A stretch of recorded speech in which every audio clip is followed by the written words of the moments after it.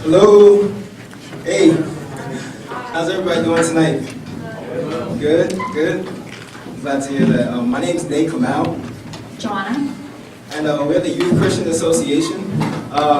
What we usually do is we have weekly Bible studies on Wednesday nights at 6 p.m. in CG 114. And we usually just kind of get together, talk to each other, talk about scripture in the Bible. And then after that, sometimes just get some food afterwards. We have some praise and worship. And is there anything else you'd like to say? First of all, thank you guys for coming out today. We're so glad for you guys to be here. Like Nate said, we have our weekly Bible studies. Wednesday's usually the day that we have our studies, and then next Wednesday is actually our last. We're going to have a potluck, and if you guys are interested in coming, we're going to have lots of food. And yeah, we start off with worship, we do some Bible study, and then as well we just do a lot of connecting with you guys and building that relationship. Yeah, so if you're free next Wednesday at 6 p.m., come through. We actually don't meet in this room. We did this just for the special event. So we'll be in CG 114, which is the CG building where the library is at, on the bottom floor. Yes. So as you see here, we're going to have two speakers, and their names are Michael and Sean, and they're both from YCA. They're going to get a little more into that because I don't want to say anything wrong. But they're both evangelists, so they're here to spread the gospel as well as they're apologists, so they're here to defend the faith. And they're really nice to come in and let them be grilled by you guys. So just feel free to ask any question you guys want. They're experts, they'll handle it, okay? Yeah. Anything? Yeah. Make sure you really ask whatever question you can, or just give an opinion. They're welcome to all conversation. They definitely want you to have your questions answered and have your opinions talked about. So my sister Elizabeth, she actually just walked around and gave everybody 2 note cards. Those note cards are for you to be able to write down any questions you might have or any opinions you might have as they're talking up here. So don't be shy, just jot them down as you think about questions. We're going to be getting started in about 5 minutes. Up until then, I welcome you to grab as much food as you can. We still have a lot more pizza, so don't be shy. This is for us. This is for you since you came out today. I do have one more thing to add. The mic is there, so if you feel free to stand up and ask a question or come up, that's also welcome. I would consider the note cards as a second thing to do, just because I feel like it's better when you speak for yourself. But if you do not want to, then that's where the note cards are. But I recommend to first speak because maybe at the end we might not get through all the note cards. So, yes. And does anybody have any questions? All right. So we'll get started in about 3 minutes, and Sean, Michael, you can go ahead and come up.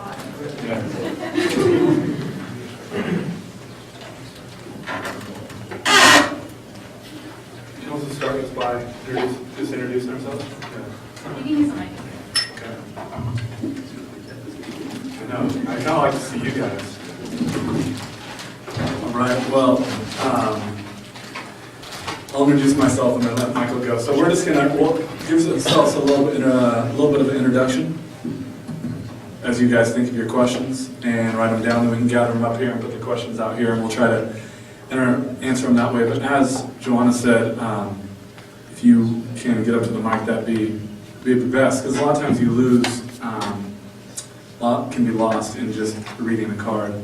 Sometimes there's a heart behind every question, and we like to hear that heart. So that would be great. But however you're comfortable.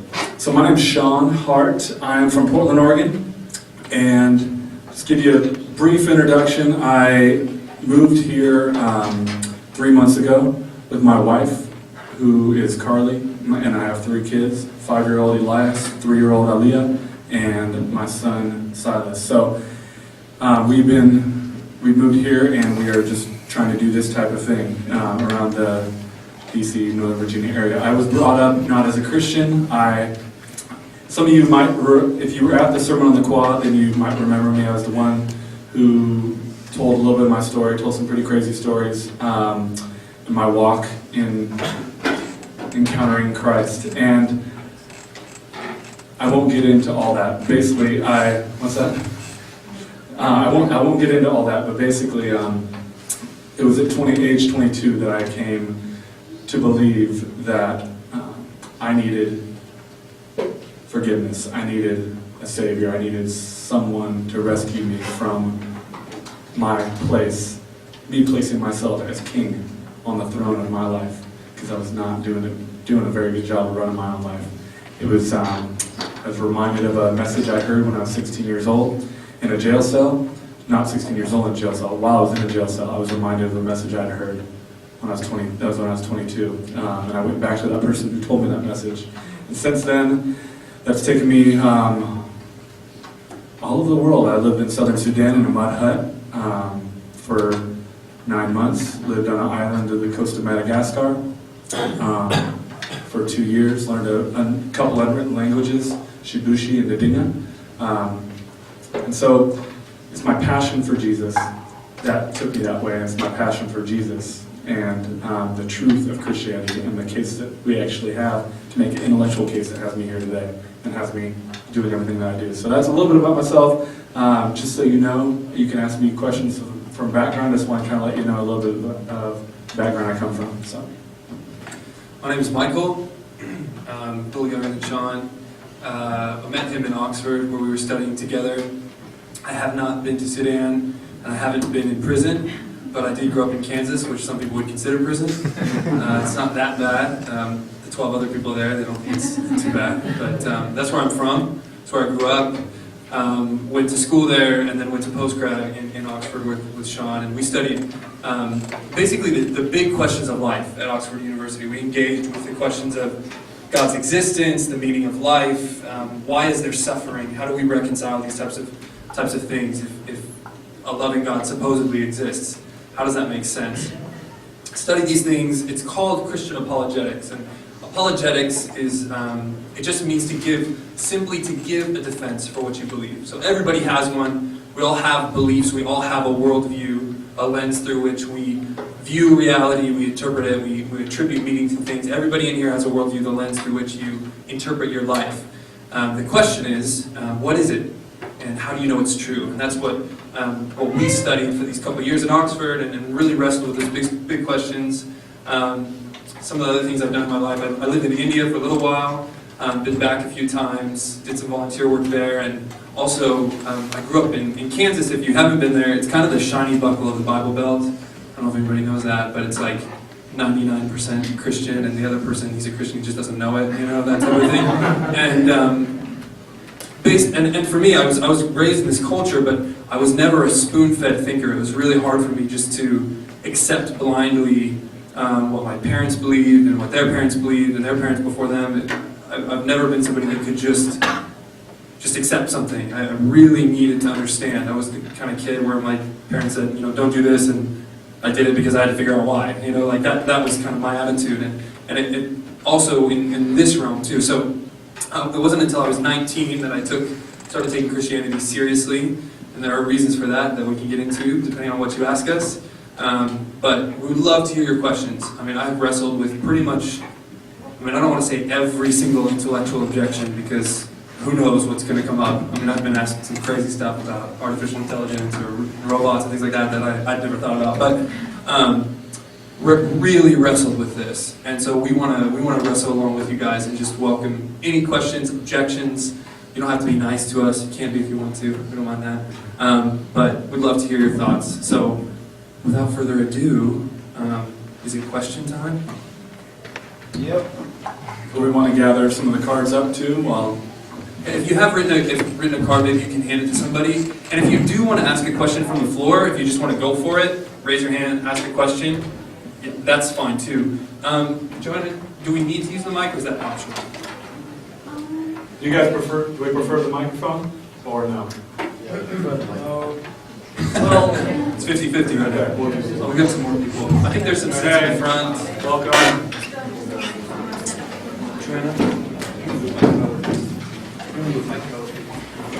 Earlier, when you were introduced as an apologist. I was wondering what that meant. Good question. So the question was, we were introduced as an apologist. What does that mean?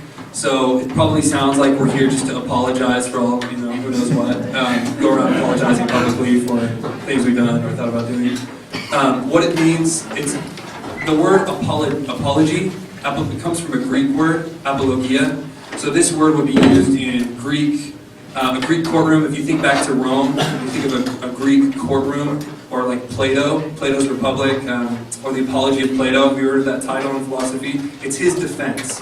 So Plato's on trial, they're bringing accusations against him, and he's giving his defense. So an apology is just the Greek word to give a defense. So any lawyer in any courtroom would give their apology to defend, if they're defense attorney, to defend their client. And so what we do, in a sense, is give an account or a defense or an explanation as to why we believe that Christianity is true and why we believe that God exists. Does that answer your question? Yes, thank you. Great.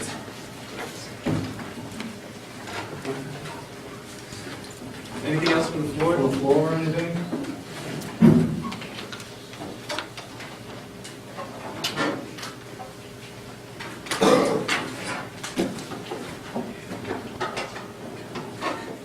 If anybody needs a pen, just raise your hand, let me know. Yeah.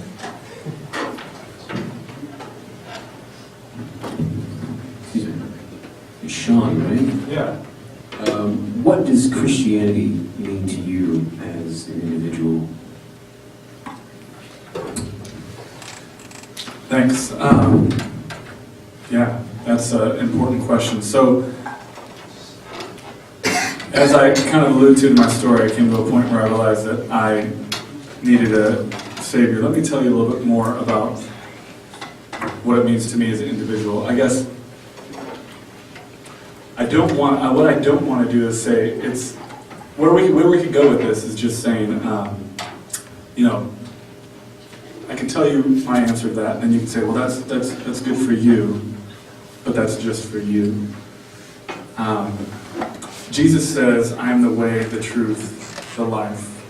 No one comes to the Father except through me. Jesus claims to be the truth. Now, in our culture, a lot of times we'll hear that this idea that what's true for you is good for you, but maybe not true for me. The problem we get into is that if truth does exist, then by nature it is self-exclusive. If something's true, something else is false. So I can, as I tell you, as I answer this, I do want to just preface that and say what it means to me, maybe me as an individual, but really I'm concerned with the truth of Christianity. I'm not interested in being a Christian if it's not true. So, if it's not true, this is why things like this I think are so important. Because if it's not true, I'm wasting my time. And I'd like to know what is true.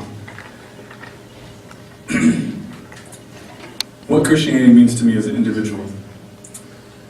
I feel that there is a deep need within the human heart for forgiveness. I feel that there's a deep need for identity.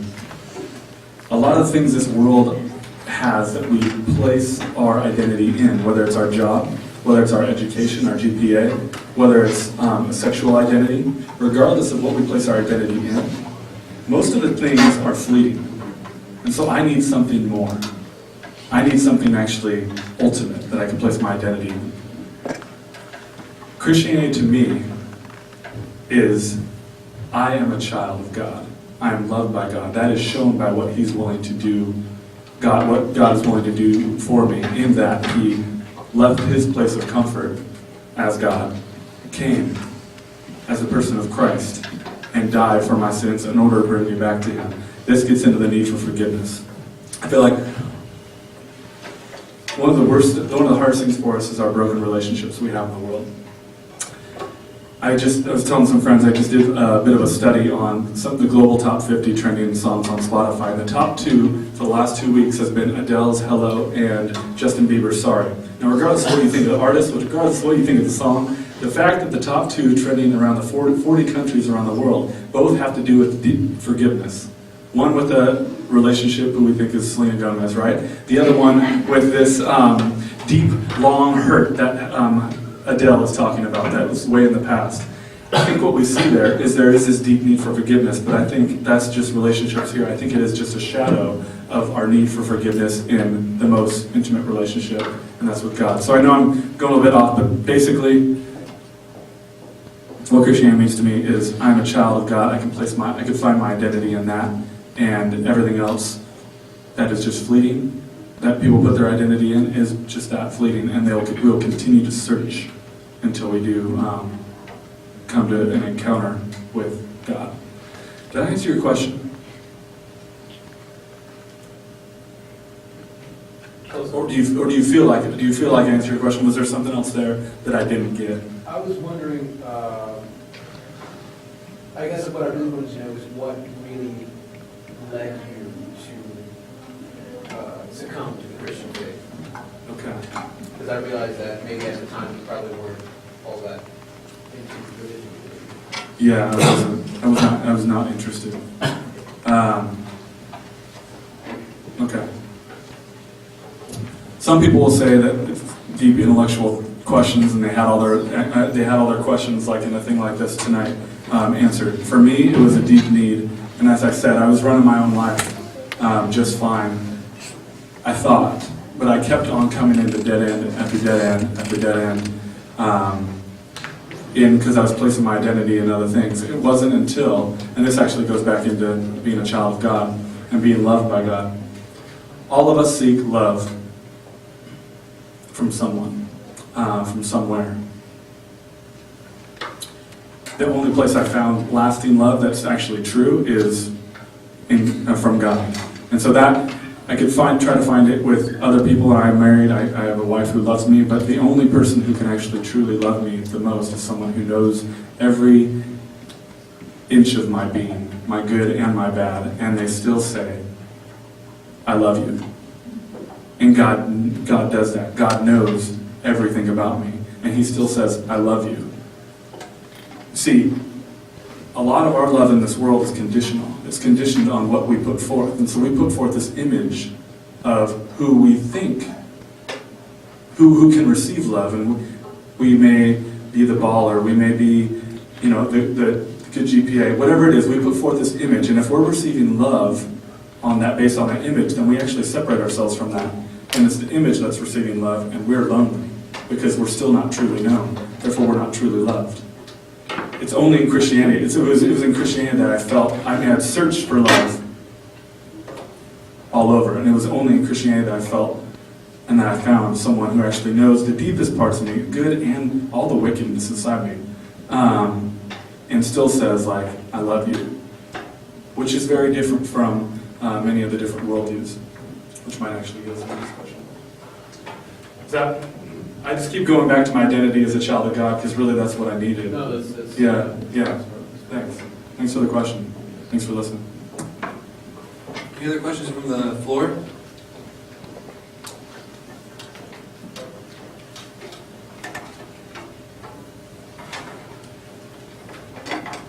I see some deliberation.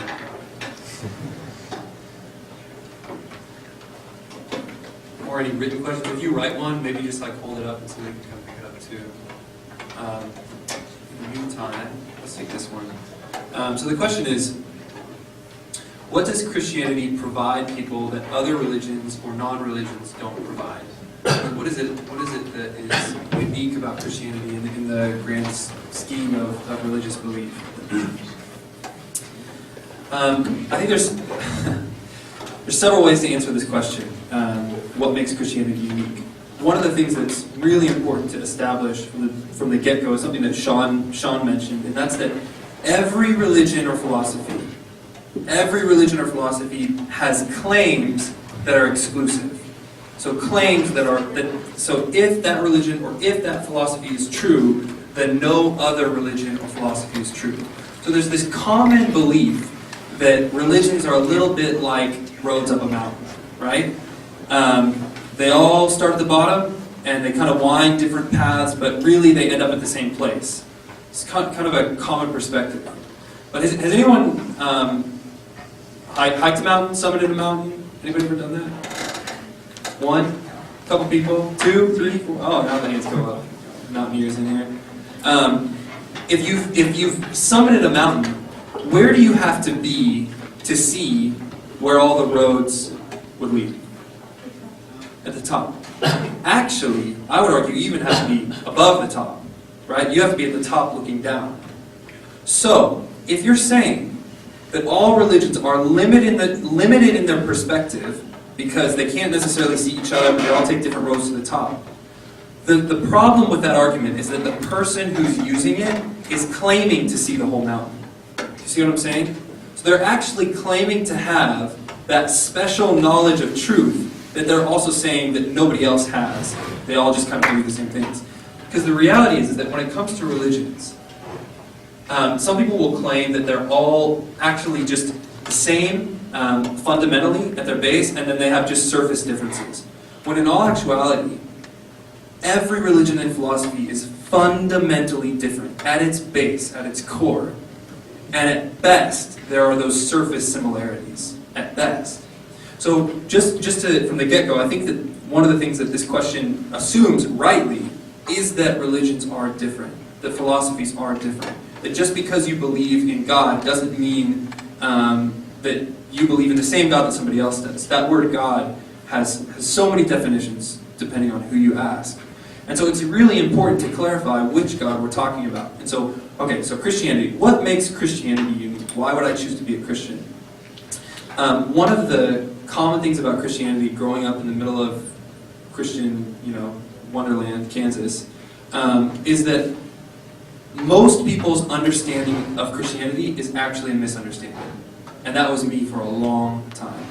That the belief, it's easy to believe that what Christianity is about is living a good life, following the teachings of the Bible, and if you do that, then you get to go to heaven. That's the basic kind of assumption. But that is not Christianity. That is actually a misunderstanding of Christianity. Christianity is about accepting the fact that you're not good, that you actually can't follow the teachings of the Bible, and that you need a solution. That you need a solution. Now, so why do we need a solution? Well, if God exists, then I think we might be in a little bit of trouble. It doesn't take long to look around at the world and see that some things have gone wrong with humanity. The way that we treat each other, the way that we treat the environment, the way that we exploit the earth. Something's gone wrong. And if you think about any relationship that you have, friendship, relationship, family relationship, if something goes wrong in that relationship, if you make a mistake or somebody else makes a mistake that's a direct violation of that relationship, then it has to be reconciled. It has to be. I mean, you can sweep it under the rug, but something still stays. Something has to be done when a relationship is violated. And we all experience that. And I think that's because we've been made to experience something, the Bible talks about being made in the image of God. Not the physical image, but in essence, similar, relational beings. And God is a relational being, and a relationship has been violated by human beings. So something has to be done. There has to be a solution. There's two ways in Christianity to get to heaven. One, be a perfect person and never sin. Or two, be in what's called in Christ, so that when God looks at you, he sees Jesus because Jesus was perfect. And the way to be in Christ is to acknowledge the fact that you need that Savior. So what makes Christianity different is really the solution, that Jesus is the solution. I think that sets Christianity apart. And the other thing that sets it apart, this is a really important thing, is that most people talk about heaven really like a little bit dismissively. But heaven is also very different in each religion. And I'll end with this point, then you can add if you want to. A lot of people talk about going someplace after they die. In Christianity, heaven is God. Heaven is being where God is. It's not pie in the sky when you die, theme park, or Sean's going to the Justin Bieber concert or whatever. It's like it's not necessarily like that. It is being with God. So if you don't want to be where God is, then it wouldn't make sense to go to heaven. So in other religions, for example, like in Islam, if you read about what heaven is, it's a place. There's pleasure there. I think if you read in the Hadith, there's specifics about heaven that are promised. Endless wine, things like this. Somebody can correct me if I'm mistaken about that, but I'm pretty sure that's true. In Hinduism, for example, heaven is the eradication of yourself. Heaven is eliminating you as an individual so that you absorb back into the universal oneness. So it's actually the elimination of you is quote-unquote heaven.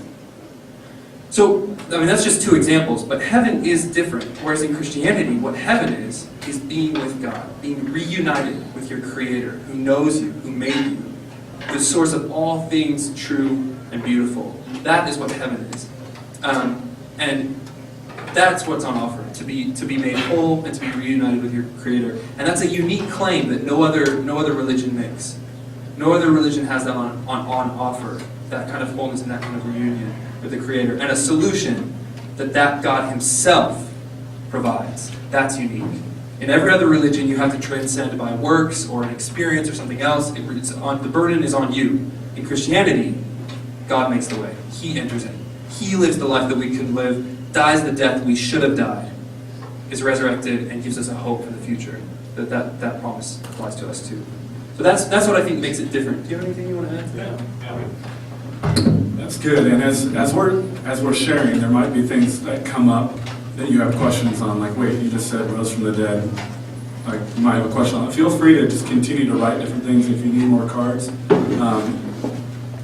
Just ask for more if you, continue to build up those questions. I think one of the things that we're looking at, what does Christianity provide people that other religions or non-religions don't provide, is I said when I became a Christian, it was out of like a really deep need, and it wasn't really because of like a lot of the big questions. But then the reason I'm now doing what I'm doing is because as I actually studied more and learned more, I realized how intellectually robust Christianity is, and how it actually excels in a lot of areas in giving us, one, the deep needs and answering some of the deep questions of our heart, but then also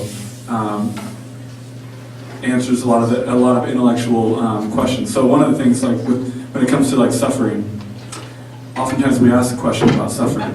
How could a good God allow suffering? And I won't go into the full answer. If you want to ask that question, we can go in a little bit further. But one thing about suffering is that it's a problem for every single world. If you're an atheist and you say God does not exist, you still have suffering you have to deal with. Depending on the religion, everyone has suffering to deal with. The unique thing about Christianity and talking about suffering is, one thing that I want when I'm suffering is I want someone who will actually participate in it with me. I like to call my mom or my wife or someone and tell them about what's going on. We usually reach for the phone when we have a hard time going on, because we're wanting to reach out for a relationship. In Christianity, it's unique to any other religion in that God did not just stand far off and say, I see you're suffering there, but you just got to deal with it. He actually entered in to our suffering. And when we talk about the greatness of God and how great God is, some people will say, God is so great, He could not become a man. I actually think it's the opposite. I think God is so great that He would come up with a way to be with His children who love Him and be with them in the midst of suffering. So I think that's just one of the few, one of the many unique things about Christianity. There's a follow-up question. Yeah, it looked like you had a follow-up question in there. There's a follow-up question. A little bit personal question for both of you guys. What kind of Christians would you consider yourself as Presbyterian? A Catholic or maybe some kind of Reformed Judaism, like it is originally the full Constantine. So Kathy's Pentecostal. Kathy, I'll answer this one. Are there any other questions? If you have one, just hold it up or something. Or Nate, I don't know if you can pick any up. If anybody else has some, I see some people writing. So I just want to make sure those get picked up. Yeah, good question. One of the that can be a little bit confusing. You know, what's with all these different churches and different beliefs, and you know, you guys do this, you guys baptize infants, you guys don't. What's up with that?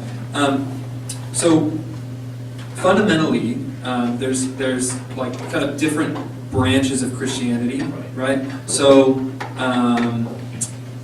specifically with all what's universal to Christian churches is that we believe that God exists.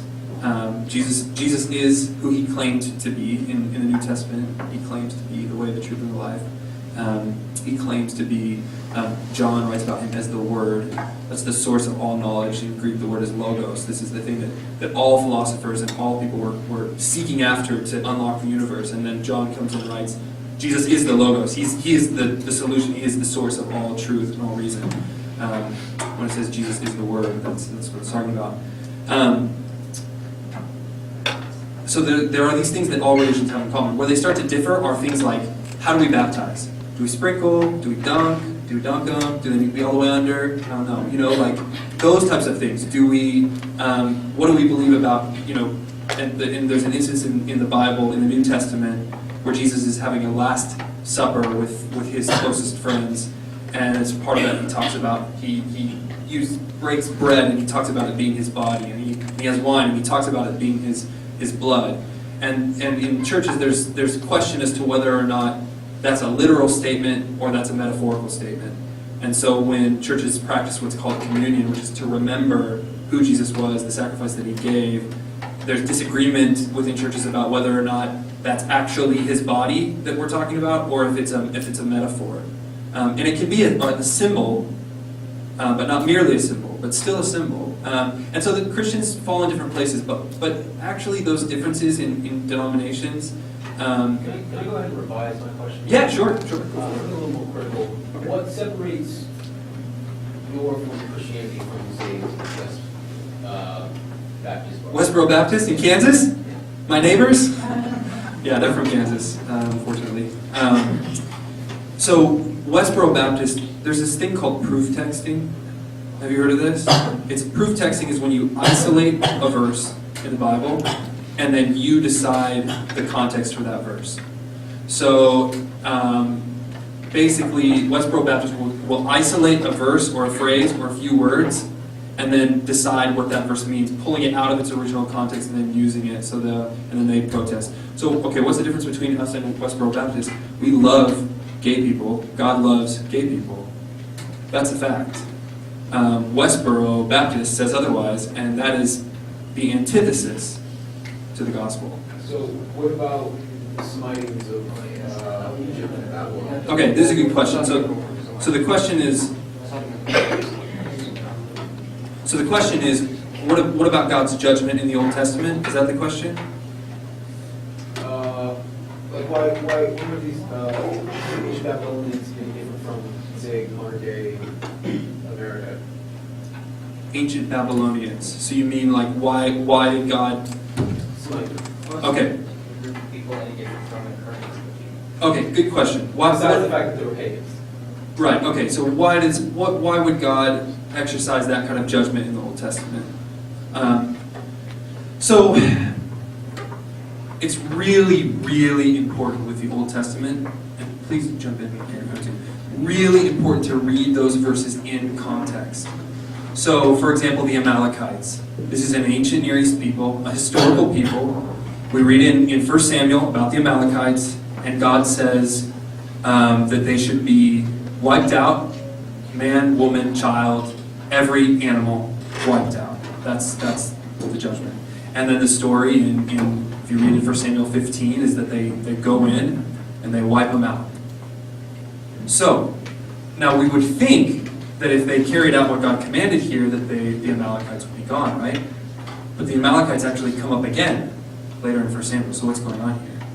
Did the Israelites fail to carry out their task that God commanded? Or might it be, and this is something that's consistent in writings from this time, that to talk about the total devastation of a people, it's kind of like, you know, when I play, you know, pickup ball with Sean, and he totally devastates me, which he does every single time, because his jump shot is unstoppable. Annihilate him. Annihilates me. Like, I get annihilated. Now that doesn't mean like I'm actually laying there on the court like unable to move. It means he just destroyed me because his three ball is unstoppable. Now in the Old Testament, I think that something else similar is going on here. It talks about the devastation of these people, but they're still there. In history, they're still there as well, both in the biblical account and the historical account. So I think actually what's going on here is that there's this there's a war rhetoric of that time that talks about the total devastation of a people. When in all actuality, it means we conquered them. Look, we beat them handily, and that was it. Because otherwise, it doesn't actually make sense. And there's no disapproval or disappointment from God at this, that the Amalekites still exist. It just means that they got beat handily. And that's how we make sense of those texts.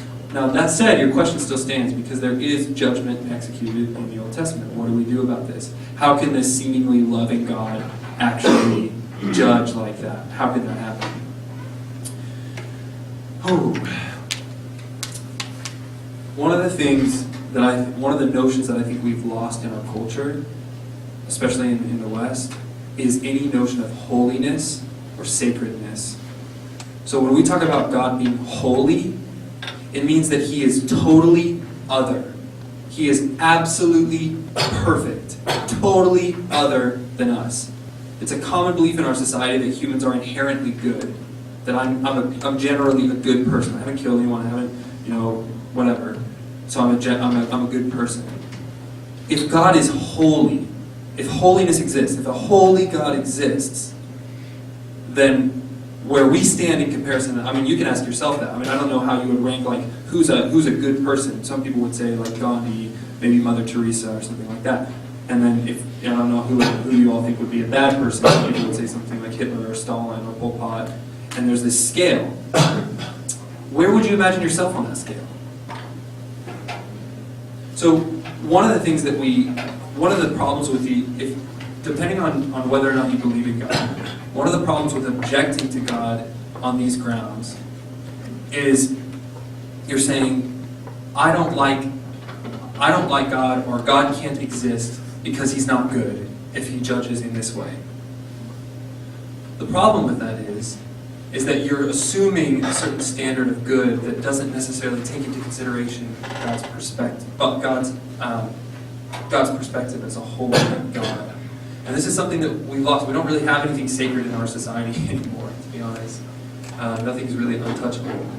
But if God is holy, then He's also just. And sometimes we point at God's justice in the Bible and we say, I don't like this. But at the same time, we talk about ISIS, and a lot of people, I think, would say, where is God? Why is He not intervening? Why does He not intervene and stop, these atrocious acts that are happening in the Middle East right now? Well, that's a good question, but you can't have it both ways. A lot of people don't want God to intervene in some instances, and they're upset. The Canaanites were burning their children alive. They were burning their children alive, and there's archaeological evidence to this day that that's a fact. And so it's a problem when He intervenes then, but now people object because He's not intervening to stop things today. And you see how there's sort of a double standard there? If He does something, there's a problem. If He doesn't, there's a problem. If God is holy, if He exists and He's a holy, perfect God, then He has every right to wipe my existence off the face of the earth. But He doesn't. In fact, He offers a different solution. In the Old Testament, certain things happen and they have to be read in context. But we also know that Jesus came, and if He was who He claimed to be, that the creator of the known universe became the most humble servant to ever walk the face of the earth, gave His life for the people who killed Him because He loved them. That is a different kind of justice that's executed through mercy. And that's very unique to the Christian faith. That's good.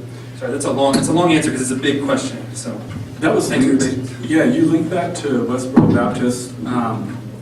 Was your question in there? Did it have to do with the fact that if God doesn't approve of that, but He smited people, then why doesn't He do that to them? Is that? That's not really where I was going, to be honest. I'm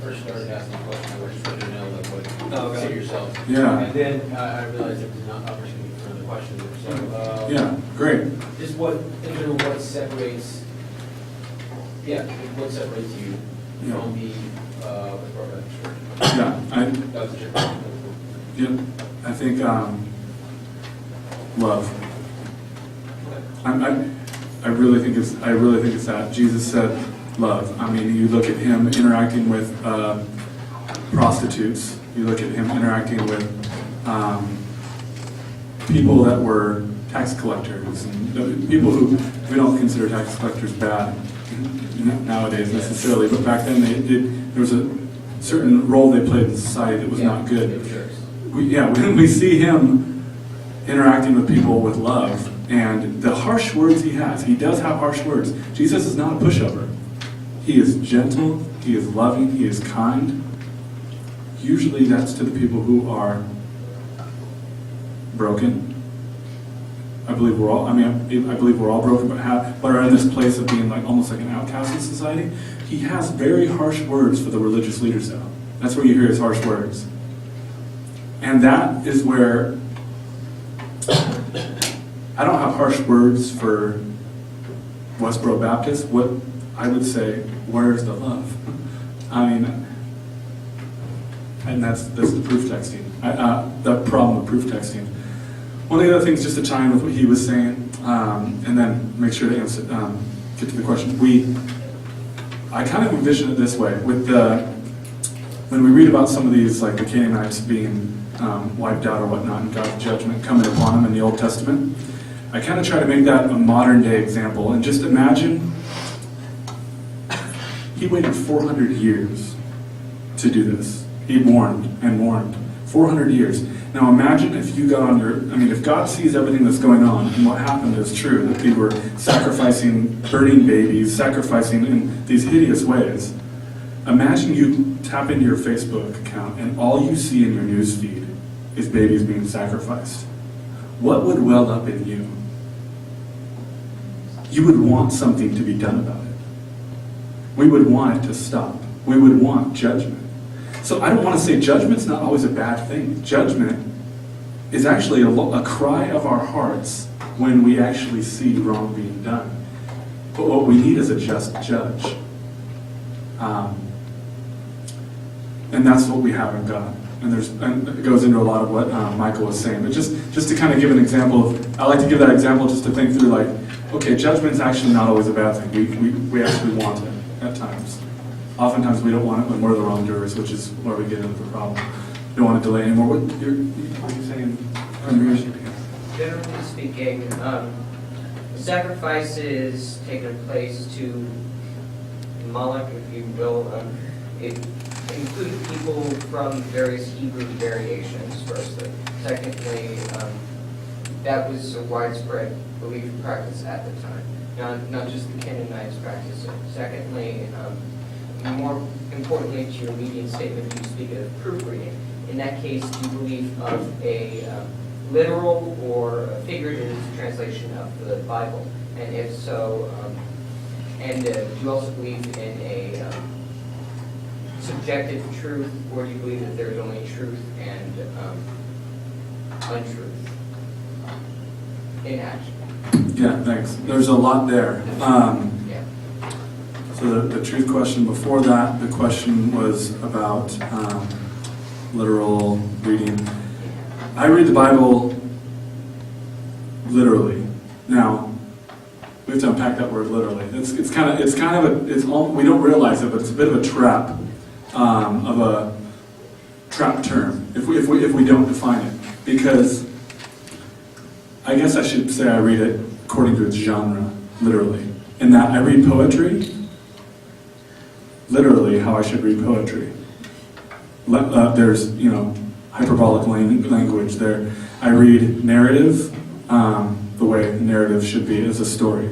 So when Jesus says, Herod's a fox, he doesn't actually mean he has a tail. He's a fox.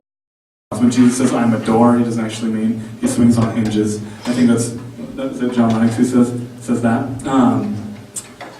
But this idea that we have to interpret the words according to the genre. So, yeah, it sounded like, it looked like you had immediate follow-up to that. Okay, perhaps that was not the best example. I can understand how some people might speak in the Bible in a non-literal sense, such as in the parables, but I was more speaking to, do you believe that what happens in the Bible happens in the Bible as it says it happened in the Bible? Or do you believe that it is referencing events that may not have happened exactly as they were recorded?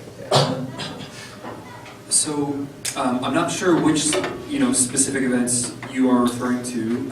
You asked about, it's okay, you asked about 4 questions there, so let me try to knock down a couple of those really quick, or not knock them down, but answer them. You mentioned your observation about the Hebrew people, Hebrew factions. Not all Hebrews were necessarily Israelites, and also when the Israelites wavered, they too faced justice. They went into exile, they were in slavery. I mean, that is a direct result of them being wayward from their identity as God's people and not living in it. So they also faced judgment. They also got conquered, no question about it. I mean, read the book of Daniel, that's about Daniel having been conquered, brought to Babylon under King Nebuchadnezzar and what they faced there. So no question that the Israelites also went through stuff. And yes, it's not true that just the Canaanites were offering their babies to Moloch. That was a lot of ancient Near East nations. What makes the Bible unique with respect to Christianity and Judaism, with respect to that, is the story of Abraham and Isaac. And actually how Abraham believes that God has asked him to sacrifice his son, which would not have been unheard of. In fact, this was, like as you said, normal practice in the ancient Near East. But in that instance, God intervenes, and he provides an alternative. It's a very interesting foreshadowing for the ultimate provision, which is Jesus Christ. And I want to say just a couple more things before you take on. Your question about literal reading of the Bible, I mean, lots of people, there are scholars who spend their whole lives studying the Bible in context and social context and authorial intent and these types of things. We have to read it, as a narrative. And the thing, regardless of how you interpret certain specific events, the Bible is a narrative. It's a whole story from beginning to end, a cohesive, internally consistent narrative about a creator God, a world that was created to be other than it is now, the reason why it is the way it is, and a solution for that, and a hope for the future. That's the narrative of the Bible, and it centers all around the person of Jesus as a unique person and a unique Savior. So regardless of how you interpret those events, that message still stands, no matter what. And that I think is an important detail. And that's why I think actually the Bible is really exceptional. The other thing is that it was written, the New Testament was written over 1,600 years. It's now 2015, and people are still taking it seriously. I think that's something to consider. That it's been do you know how much scrutiny the New Testament goes under? Do you know how many thousands of scholars have taken it to the New Testament and the Bible? Many people have tried to discredit the Bible, and it's still being read seriously by very critical scholars. There are scholars at Oxford University where we studied, and they take the Bible very, very seriously. I think that's a reason to suggest that there's something about it that is worth taking a look at and not disregarding. So that's just kind of to answer your question. I want to make sure everybody gets a chance, so I'm going to call this guy and then we'll take these two that have been turned in. Just basically a question about the Bible. So it doesn't emphasize homosexuality a lot, but when he talks about it as a sin. So in Leviticus 18:22 it says, "You shall not lie with a male as one lies with a female." It's an abomination. And also it says if there's a man who lies with a female and the male is supposed to lie with a woman, both of them committed a detestable act, they shall surely be put to death. Their blood is upon them. So I know that I've seen different versions of the Bible, but this is what I found online. So what do you think of that, first of all? Second of all, why is there so many versions of it? In Islam we have Quran, it was never changed. So if I want to learn something about Islam, I would take Quran as a reference. I wouldn't take people as a reference. But if if I want to learn about Christianity, which Bible should I take? How would I know which one is right, which one is wrong? And why does it say that about it? Sure. We say the same about, like, same thing around, like, about homosexuality as the Bible, but I don't know, like, what do you think about it? Sure. So I think I would apply a similar thing that I said about, the question about Old Testament justice. How could a loving God execute justice in that way? In Leviticus, I mentioned it's really important to read these verses in their context. So when you're reading Leviticus, you're reading about the Levites. So this is the group of people within the Israelites. So there were different tribes within the Israelite people, and the Levites were the priestly tribe. So there were specific prohibitions, specific things that the Levites couldn't do because they were called to be set apart as priests. So there are special prohibitions in Leviticus that are what are called purity laws for those priestly Israelites. Okay? So the reason that we don't apply, as a Christian, I don't apply some of those seemingly odd prohibitions like don't wear a shirt of mixed fibers. I mean, I'm sure that maybe it's 100% common, but might not be. I don't know. The reason that I'm not concerned about that is because that is a purity law for the Levites within the Israelite tribe at that time. Now, there's also the Jewish law that Jesus claims to be. He says, I am the fulfillment of the law. I am the fulfillment of the law. So in him is perfection, fulfillment. And he talks about how the greatest commandment is to love God and love your neighbor. And he says this sums up the law and the prophets. I am the fulfillment. So he refers to himself as that fulfillment. So when we're talking about these prohibitions, this is for a time while God requires sacrifices before the perfect sacrifice, which is Jesus. Before the perfect sacrifice is made, there are other sacrifices that are made to cover. It covers the sin of the Israelite people, but it doesn't take it away. It covers it. Jesus takes away the sin of the world. That's why it's unique when John the Baptist says, behold the Lamb of God. Interesting that they talk about a lamb, which is what was sacrificed. The Lamb of God who takes away the sin of the world. Not just covers it, removes it completely. So that's why Jesus is a unique final sacrifice. The other Old Testament sacrifices, they covered the sin of Israel. They didn't totally remove it. So the priests are having to conduct these things, and there are specific purity laws for them to set them apart as priests during that time. Now the final sacrifice has been made. All the sin of the world has been taken away in Christ. And that's why there's a fulfillment of the law in him. So it's really important to consider those things in context, because if we isolate that, that's what Westboro Baptist does. Westboro Baptist cruises in to Leviticus, takes out their verse, and then they say, oh, this justifies me telling, gay people that God hates them. And that is completely wrong. And it does not take into consideration any of the context of the verse, or the Bible, or the book, or any of it. And that's what's going on there. And your second question was about the Quran. Sean, feel free to add on this one. But I would just quickly say, you talked about Bible translations. The Bible was originally written in Hebrew, Greek, and Aramaic. The only Aramaic is Daniel 5, and it's written by Nebuchadnezzar, King Nebuchadnezzar in the first person. So Hebrew and Greek mostly. And we have English translations of both of those languages. But the content itself is still preserved. And there are scholars who have spent many, many hours translating this and making sure that we're translating the proper thing. Now, there are subtle variations, but the message is preserved in every version. And it's important, the difference between Islam and Christianity with respect to the scriptures is that as Christians, we don't claim word-for-word verbal perfection.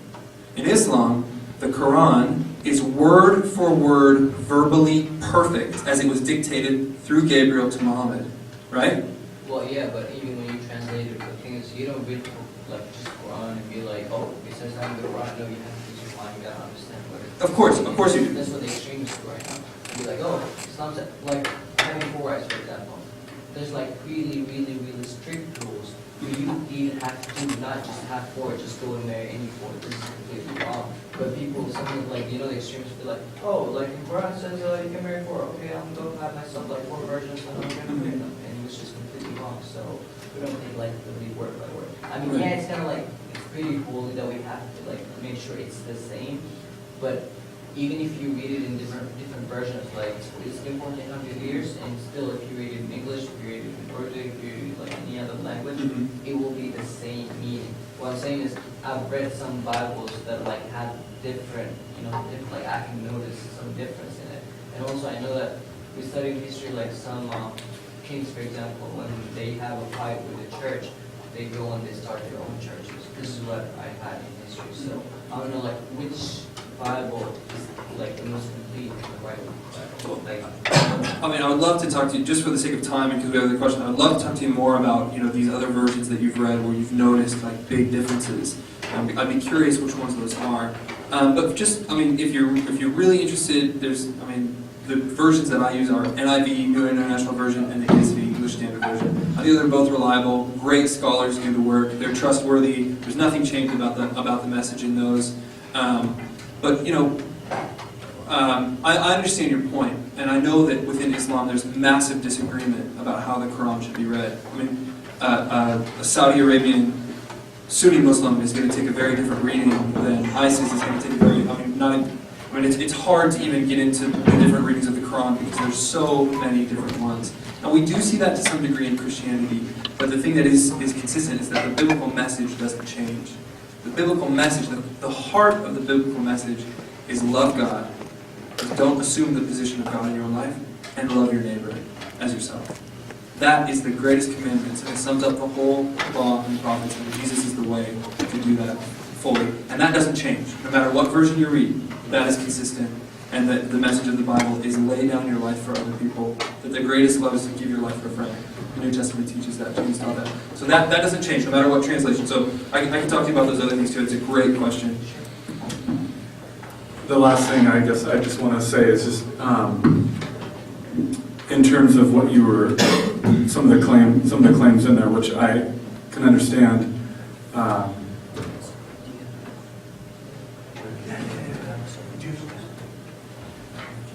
Here you go. Some of the claims that you were actually making about the Quran that you might that would be good to actually look into would be look at what happened under Uthman, and definitely have come up with. I know there's a Muslim response to that, but why? And then also look into some hadiths, especially if it is true that you have the original Quran. Then I would question some of the hadiths, like the one that says that I think Aisha had the surah breastfeeding and stoning, but a goat came in and ate it, showing that they don't. And exactly, there's a lot of things that actually aren't usually known. So that I would look into that. And I'm only telling you this just so you can actually have something to then look into, because I think if you make the kind of claim that the Quran has never been changed, I think that's actually a really hard thing to substantiate historically. So and I'm not at all trying to pick or anything, be aggressive in any way. I just want to say just as I think we should actually look at the text of the Bible and say okay, where are the variants? And that's been open for for years now. And so I just want to say that we should all do that with all of our texts to make sure that we're actually getting the truth. I mean, a hadith, there's something called weak hadith and the strong ones and Surah Al-Kahf between Muslims. But there's a long explanation. But I would definitely meet you guys up and I'll show you how far I like. Great. Thanks That'd be great. Thank you for your questions. Yeah. We want to get to you, but we're gonna. We've had these questions sitting up here, so we want to make sure we respect the people who wanted to write as well. So we'll get right there. I'm going to take this one and maybe link it in with this one a bit. So what happens if you break an oath to God? This is one of the beautiful things about Christianity, actually. From the very beginning, when God made what we call covenants with people, He chose Abram and made a covenant with him. God in a sense knew that man could not keep the covenant. But He basically said, I'm going to keep my end of the deal. So, in a sense, I don't know what this is where a follow-up question would be helpful. Break an oath to God. I don't know if it's this idea that if you do this, God, I'll do this, or I promise I'll never do this. If it is that, God knows that you actually can't keep all your promises. we all agree that it's like a really good thing to not lie, probably, because we don't like to be lied to, even if that's just the logic. I don't want to be lied to, so I shouldn't lie. But I doubt any of us could actually make an oath saying, I will leave this room and I will never lie again. And if we made that, God would actually know, like, yeah, I know you're actually not going to be able to do that. But that's exactly why Jesus came. Because we can't actually keep our word to God. We actually don't, a lot of times we don't actually want to. We want to do what's right in our own eyes. And so, this idea, like, if you break an oath to God, like, Christianity is about a relationship. Now, I may make promises to my wife, and I may fail at them, but I go to her for forgiveness, and it's this relationship of understanding. I believe it's very similar to our relationship with God, in that, like, we may make an oath to Him out of just a place where we really believe that this is right, and we can do this, and then we fail. God knows that. And that's why we can be thankful that He actually came to die for the oaths that we couldn't keep. And He said, you know what? I'm going to keep you. Because you can't keep yourself in relationship with me. You break it. So I'm actually going to rescue you. I'm going to do the rescue work that needs to happen. So that's a little bit about the oath one. Just to bounce back to one. Yeah. So the first question on this card is a really good one, an important one. If you're a homosexual Christian, will you not go to heaven? And I think the quick answer to that is me being a heterosexual Christian does not guarantee my entrance into heaven any more than somebody being a homosexual Christian affects theirs. You being entrance into heaven or being where God is has nothing to do with your sexual orientation. Now, where the place that Jesus takes in your life, that is an important question, and it has eternal implications and eternal consequences. The place that Jesus takes in your life, whether or not you have same-sex attraction, does not mean that you are excluded from being in the kingdom or going to heaven.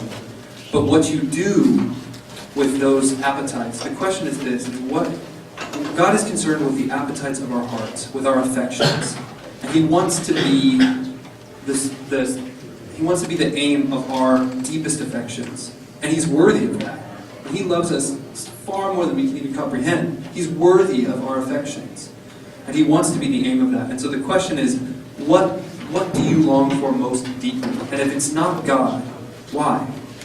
Now, I'm a Christian, and there are times when I don't deeply long for God, or I think, I struggle. My deepest longings get directed towards other things.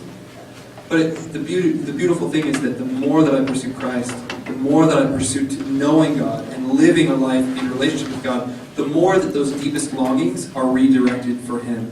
And so this question, I just want to encourage whoever asked this. I mean, I don't know if you yourself identify as a homosexual or you're same-sex attracted, if you're same-sex attracted, I just want to encourage you and say that that's fine. We're all sexually broken, heterosexuals included. I mean, it's not a matter of who you're sexually attracted to, but what we all do, heterosexual, pansexual, homosexual, whatever, what we all do with our deepest longings, where we direct those, is very important. And God wants our deepest longings to be for Him and for Him alone. And everything else after that aligns itself when that happens. So I know that's a general encouragement. If you do want to talk to us afterwards about this question, we'd love to talk to you more. Great, thanks. I'll answer this question and I'll come to you, okay?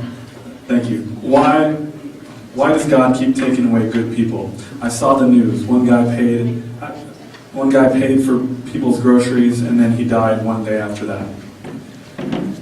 Good question. This idea of why, what happened, why does this type of thing happen to good people?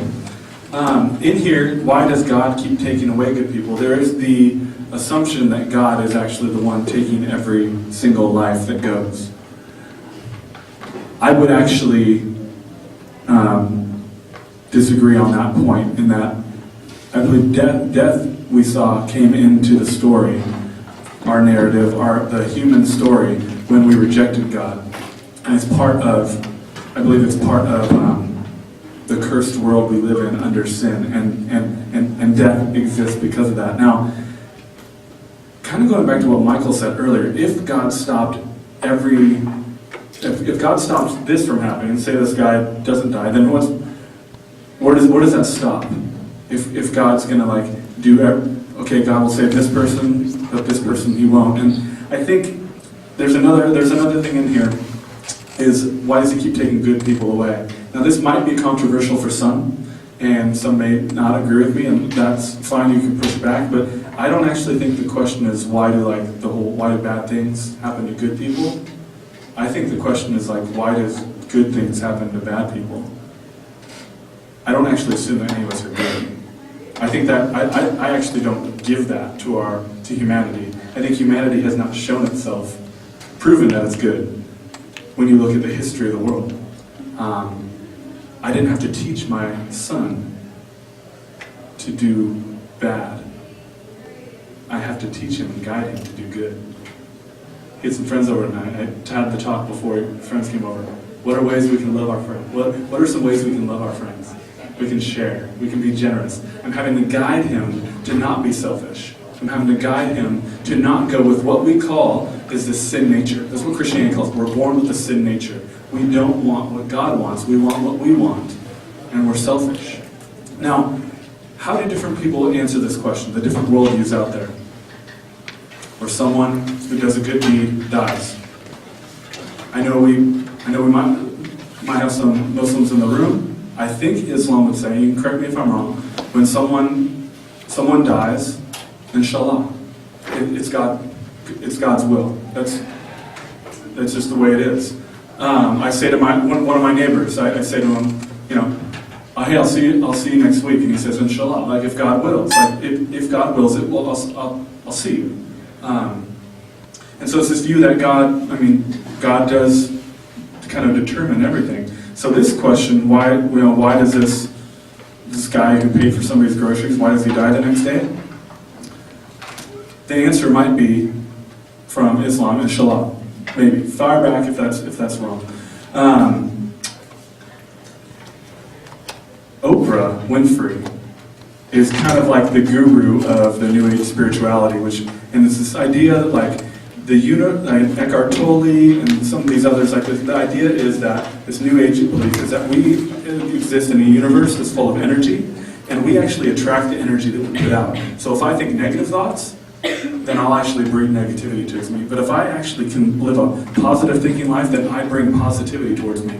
It's completely up to me. So when someone I love who's a good person dies of cancer, who we call a good person, they're not a murderer or anything like that. When they die of cancer, I actually have to say to them within that worldview, I might say, inshallah, but then I might say from this worldview, you weren't positive enough. You couldn't save yourself because you attracted negative energy. It's completely on them. I don't find that satisfying either. I go to a friend who is Buddhist, and they would tell me maybe the suffering that this person's encountered is it's actually an illusion. It's not real. I don't know about you, but I'm sure there were a lot of what we might, even if we give to humanity, that there are some good people out there. I'm sure there are quite a few good people in Paris in that attack. Well, when that happened, if Buddhism says that's an illusion, I find that an insult, actually. Because there is nothing illusory about that, the pain that people are going through. And to say that, it's just an illusion, it's not actually reality, I don't find that satisfying either.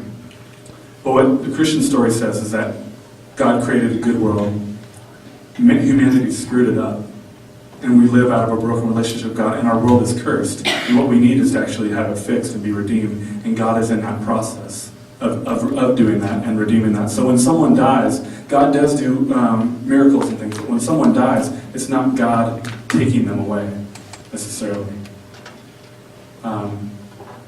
That's my kind of survey of some of the different worldviews on the answer. So I hope that's helpful. Told you we'd come to you, so let's get your question. Why do you reckon that it is that Muslims seem to know the Bible so much better than Christians know the Quran? That's a good question. I've met some Muslims. Are you from the UK? You can say that, yeah. Okay. Just guessing, not judging my accent. I've met some Muslims in London who could quote scripture better than I could. Oh, Yeah, I mean, definitely. I mean, there are some Muslims who definitely know the Bible better than I know the Quran. Now, I have read the Quran in English, so some people would debate that I haven't read it because I didn't read it in classical Arabic, because that's how the way it was revealed, originally to Muhammad. So, I mean, that's a question. So, you ask why do I do think that Christians should read the Quran. I do think that Christians should know the beliefs of other religions. I think that we have a responsibility to know those things. And I think it's, personally, I think it's a little bit of a failure on behalf of Christians to not understand Islam better. But I would also say, I know a lot of Muslims who don't know the Quran.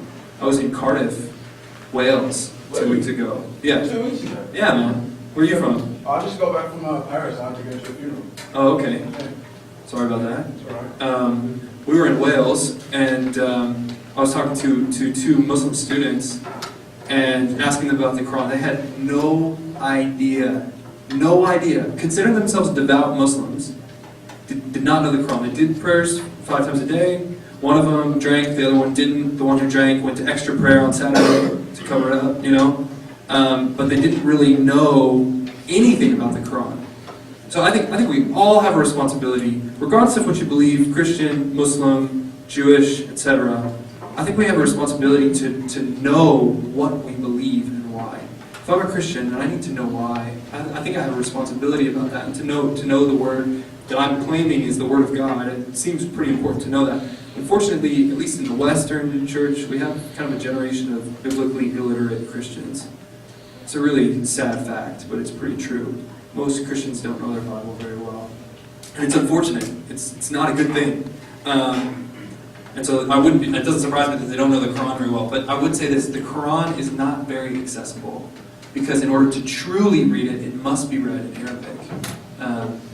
In the original language. So that's pretty difficult to read it in the original language. I mean, I know you can read an English translation, but it's not considered the pure word of Allah as the Quran was originally dictated. That's my understanding. So I understand I'm not Muslim, so I would gladly receive correction on that. But that's my understanding. That's what I've been told.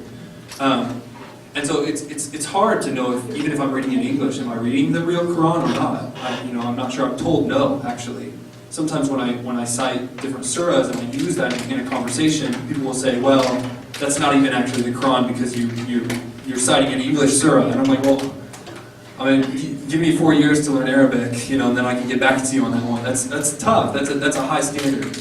The Bible doesn't require that kind of thing. In fact, the Bible's translated into almost every language in the world, and there's no issue there with its original content. So I acknowledge your question. I do think it's a failure on behalf of the church not to be more biblically literate and to know more about the Quran. That's unfortunate. I wish we knew more. Sean and I we do our best. He knows more than I do a little bit, I think. But yeah, I think one thing I like about your question is because if we actually did, if we all committed to knowing what other people believe, we would rid the world of this lie that all religion is basically the same. Because once you actually learn what the different religions teach, you realize they are not the same. We can talk about a lot of the commonalities, but as some friends I know, they say the differences do make a difference. And there are very stark differences. So if we all did commit ourselves to learning what we believe in depth, but then also learning what other people believe, I think we would quickly have responses to people who say, all religions are just the same. It's just the same God at the top of all of them. Going back to kind of my little illustration. So I like that question. One other thing I want to add on that idea about good people and somebody dying is just the idea that some of these questions, like what happens if we break an oath with God, and this idea of why does God take away good people, it has this transaction mentality that we find in religion, a lot of religions, this commerce, this idea like, if I do this, then I should get this. And like, if I make a payment, I should get this back. And it's actually calling for like well, I'm kind of at the root of this is saying, like, why is that fair of God to take someone's life or whatever? And actually, I want to say, if we got what was fair, done. We shouldn't be here. If God was actually fair to us, all of us should be wiped out because all of us spit in his face. Goes back to what Michael was saying about him being a holy God. So I'm very thankful that God is not fair. I'm very thankful that God is just, perfectly just, but he's also so merciful that he reached out and he reaches out to everyone and rescues us and offers us to have a relationship with him.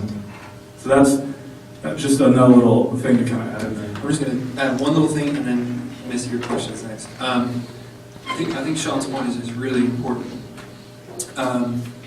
Because one of the things that's really unique about Christianity, this is one of the reasons that I find it incredibly compelling, I mean, it really stands out to me, is that for any God to extend mercy, he will do it at the expense of his justice.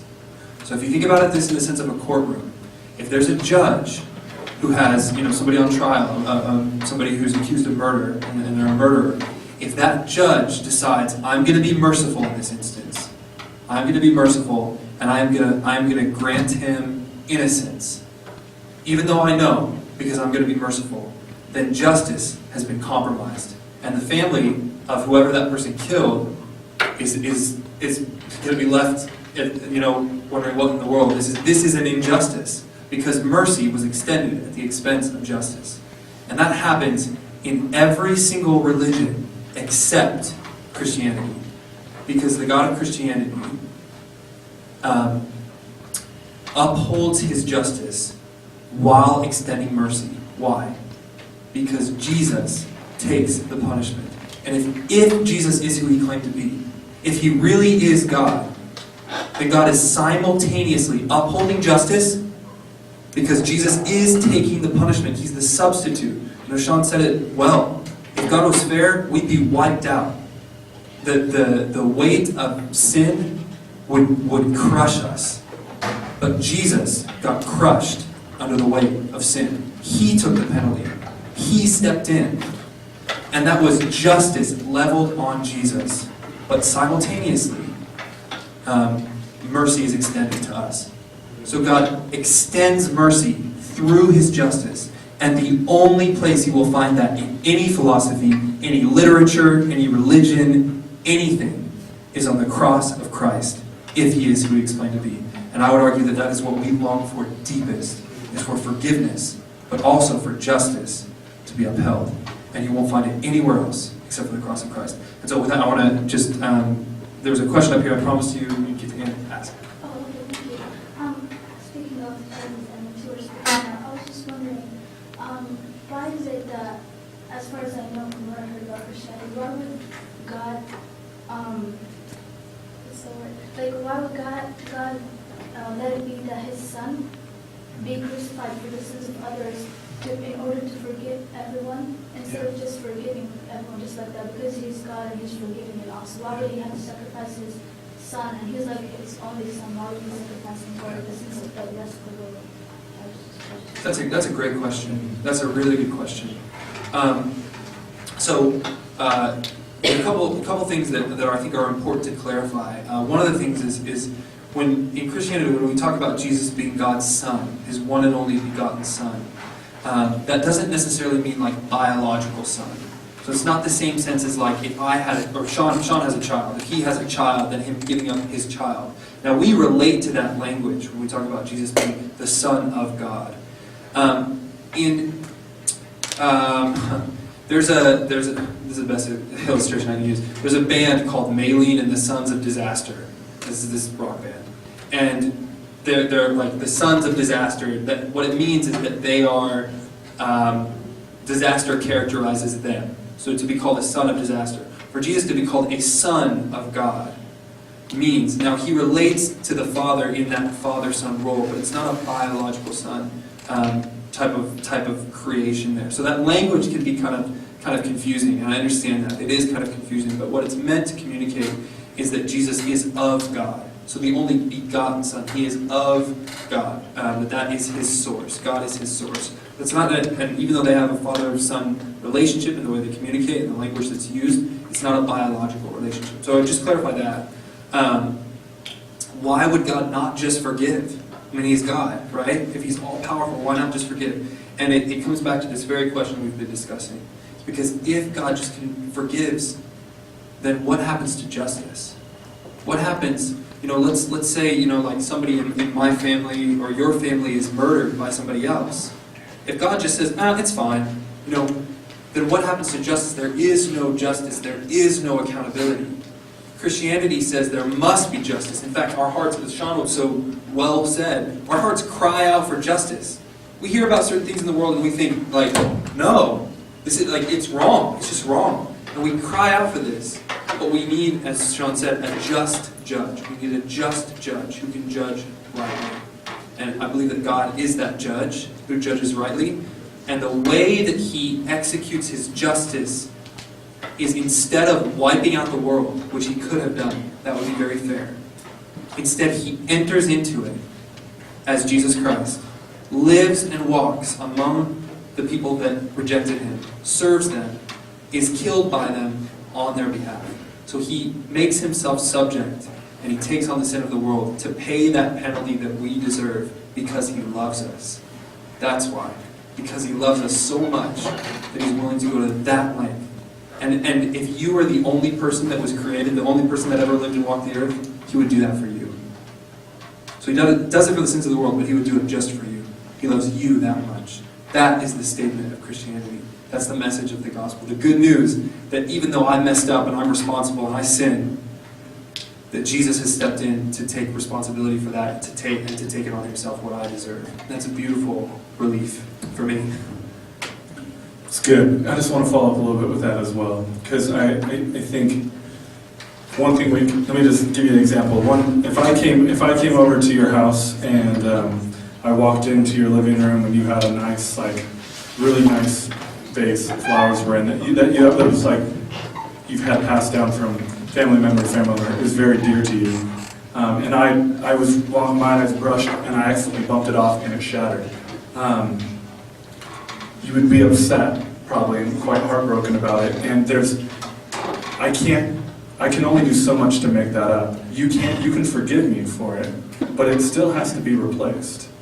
So a price still has to be paid for that to be replaced. Now that may not even be able to be replaced from that sense, but it's a lot easier to forgive when it's an accident. But if I came into your house and I pulled out a bat and I started bashing the vase, and I did it with intent to take this out, you would have a lot harder time forgiving me.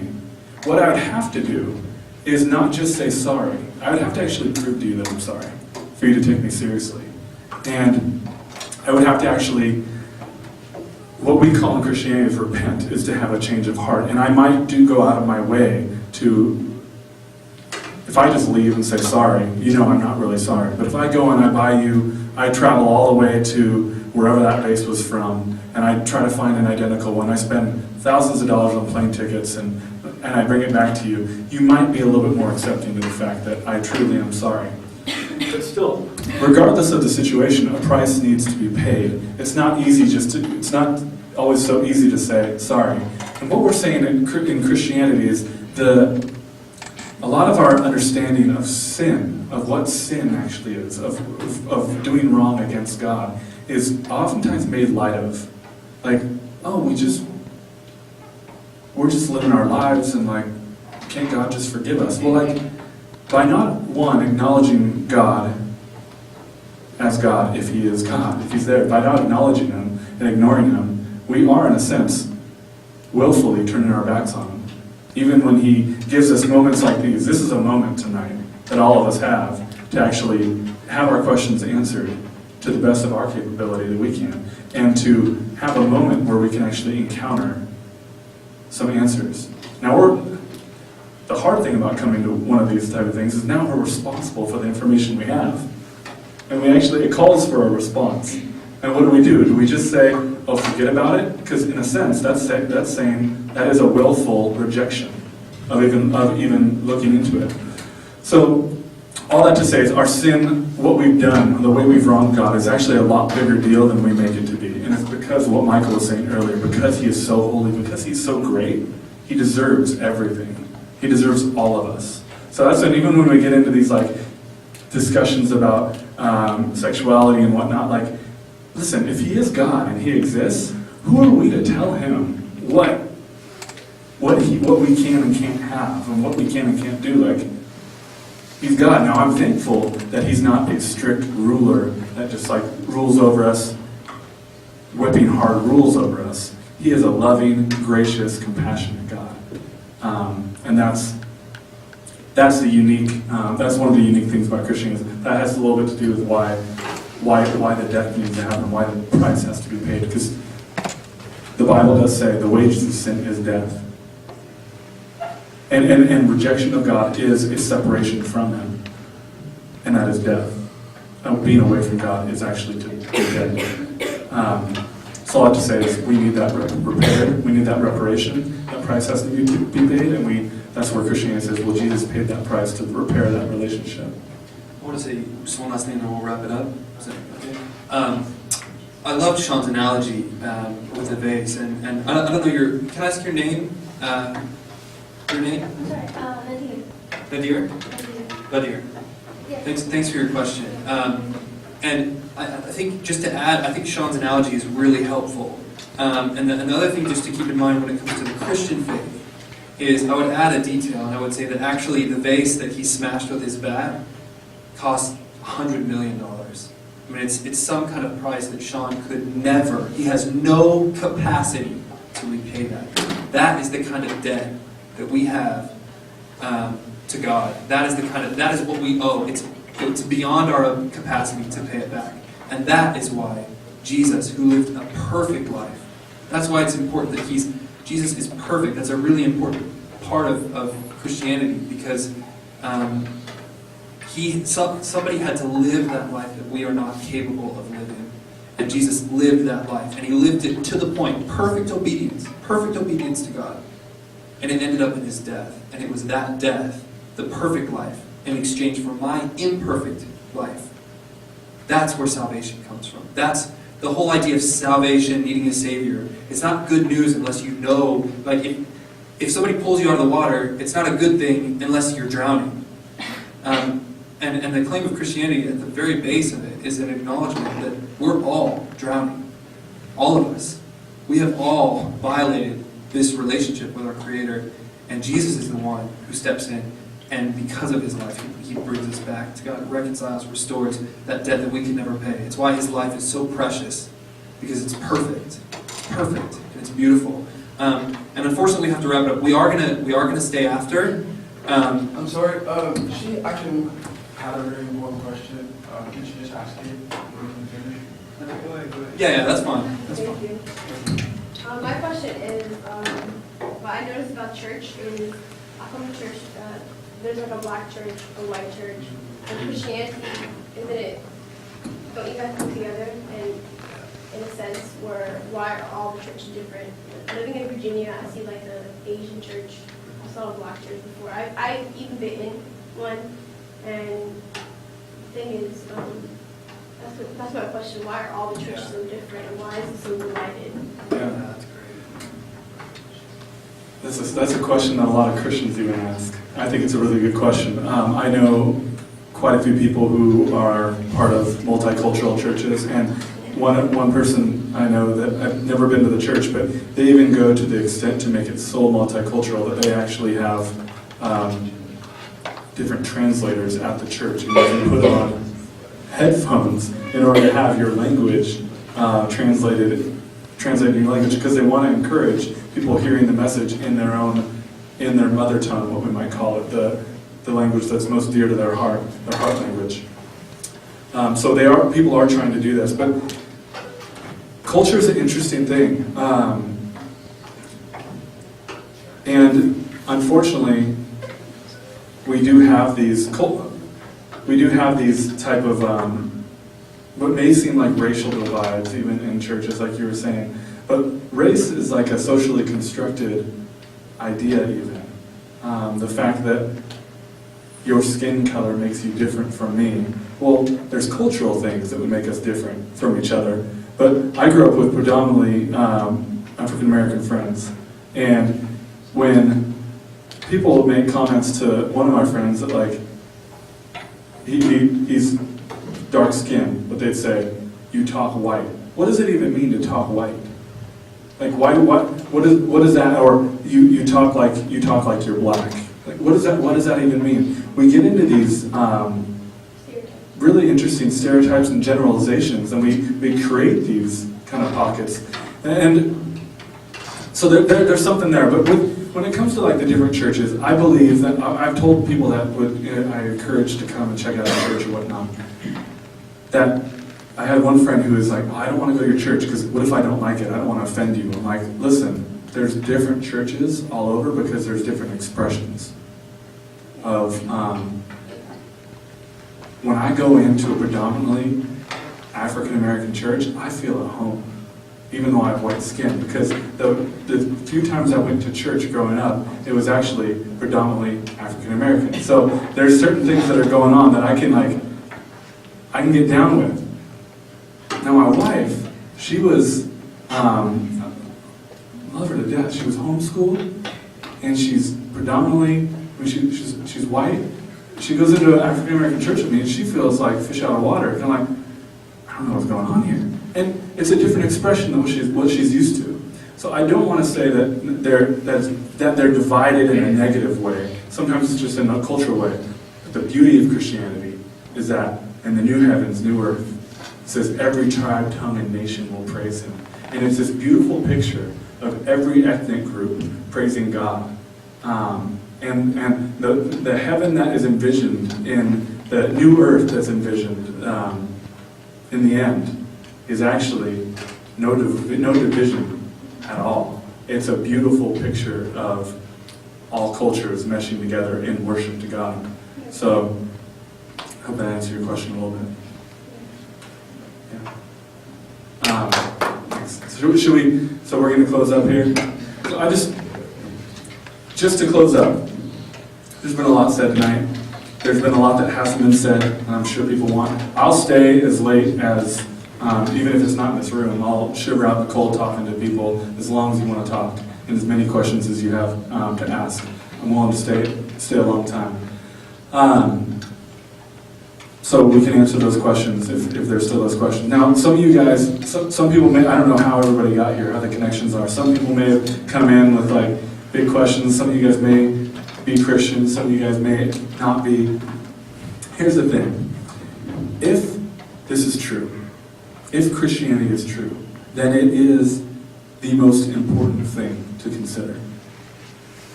Because what sets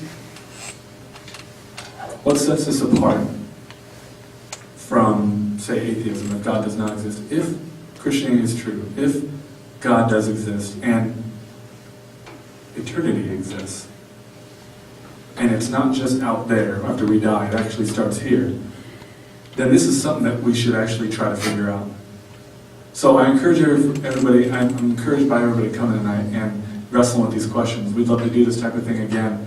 But tonight, I don't know what kind of questions were on people's heart. If tonight your questions were answered, and you kind of say like, oh, you know what? That's good. I really don't have any other questions. It seems right. And that's something that you would want to consider.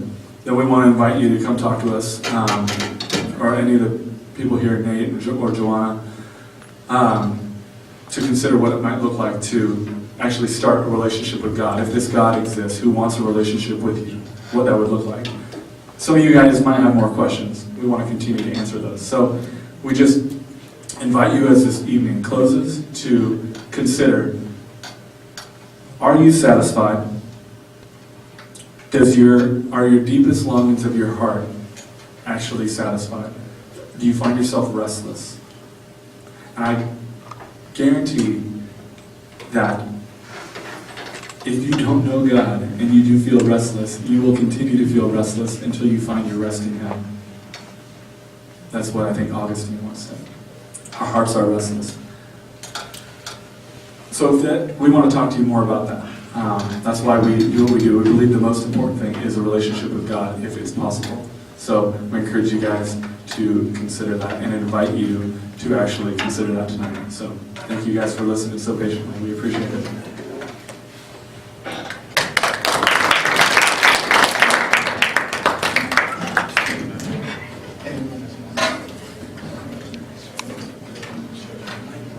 Everybody, thank you so much again for coming out. I really personally want to thank you because you could be anywhere else right now and you chose to come to this event and kind of just dive deeper more into what you believe in, and that definitely shows a lot. Again, like they said, they're willing to stay afterwards. If you have any more questions or you have anything you'd like to discuss, they'll be here until God knows when. So just feel free to approach them or approach me or Joanna, one of the YCA leaders. Also, feel free to grab some food on your way out. Can we give a round of applause to Sean and Michael for coming out tonight? Also, a round of applause for yourself for coming out. Real MVPs. So I'd like to invite you all out to YCA next week. We are going to be having an end of the semester potluck. We're going to be in CG 114, which is that building over there on the library building on the first floor, the basement. It's room 114. We're going to have a potluck to celebrate our semester, how everything went. And we're just going to be talking to each other. And it's going to be a good time. So I invite you out. You don't have to bring any food. Just bring yourself and maybe a friend if you like. Again, it's going to be at 6 p.m., CG 114, next Wednesday. And my name is Nate Kamau. And again, see one of us if you have any questions or you'd like to talk a little bit more. Thank you so much for coming. Oh, I just felt like I can actually see your faces now.